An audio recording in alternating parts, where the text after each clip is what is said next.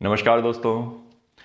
Limited liability partnership LLP के case में income tax return file करने की आखिरी तारीख क्या है, हमें किस तारीख तक अपनी इनकम टैक्स रिटर्न को फाइल करना होगा, आज हम इस वीडियो में इसके बारे में डिटेल में डिस्कस करेंगे। दोस्तों, मैं CA प्रभाकर गुप्ता श्योर्स ऑफ टैक्स प्रोफेशनल के यूट्यूब चैनल पर आपका हार्दिक अभिनंदन करता हूं। यदि अभी तक आपने हमारे चैनल को सब्सक्राइब नहीं किया है तो आपसे रिक्वेस्ट, आप हमारे चैनल को तुरंत सब्सक्राइब कीजिए और हमारी 500 से ज़्यादा वीडियोज का लाभ उठाइए। दोस्तों, लिमिटेड लायबिलिटी पार्टनरशिप के केस में सबसे पहले आपको यह देखना है कि क्या आपकी जो LLP है उस पर टैक्स ऑडिट एप्लीकेबल होगा या नहीं।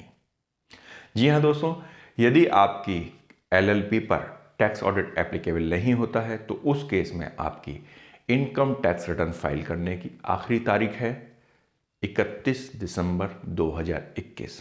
जी हाँ, 31 दिसंबर 2021 आखिरी तारीख है LLP के केस में इनकम टैक्स रिटर्न फाइल करने की, अगर आपका इन टैक्स ऑडिट एप्लीकेबल नहीं होता।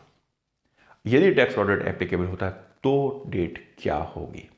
जी दोस्तों, यदि आपके केस में टैक्स ऑडिट एप्लीकेबल होता है तो फिर आपको दो रिटर्न फाइल करनी होती हैं। पहली एक टैक्स ऑडिट रिटर्न और दूसरी इनकम टैक्स की नॉर्मल रिटर्न।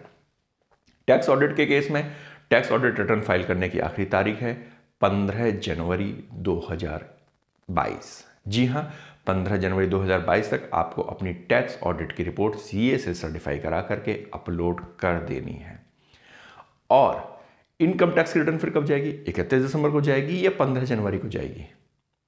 फिर उस केस में इनकम टैक्स रिटर्न फाइल करने की डेट ना तो आपकी 31 दिसंबर होगी ना ही 15 जनवरी होगी, वो डेट होगी आपकी 15 फरवरी 2022। जी हाँ, यदि आपके केस में टैक्स ऑडिट एप्लीकेबल है तो जैसा कि मैंने आपको बताया, दो फॉर्म आपको फाइल करने हैं। पहला टैक्स ऑडिट की रिटर्न का फॉर्म और दूसरा आपको फाइल करना है इनकम टैक्स रिटर्न का फॉर्म।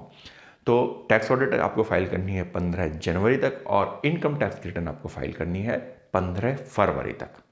तो आपको सिर्फ ध्यान ये रखना है कि नॉन टैक्स ऑडिट के केस में डेट हमारी है 31 दिसंबर 2021 और टैक्स ऑडिट के केस में हमारी जो डेट्स हैं वो हैं, एक तो है 15 जनवरी और दूसरी है 15 फरवरी 2022।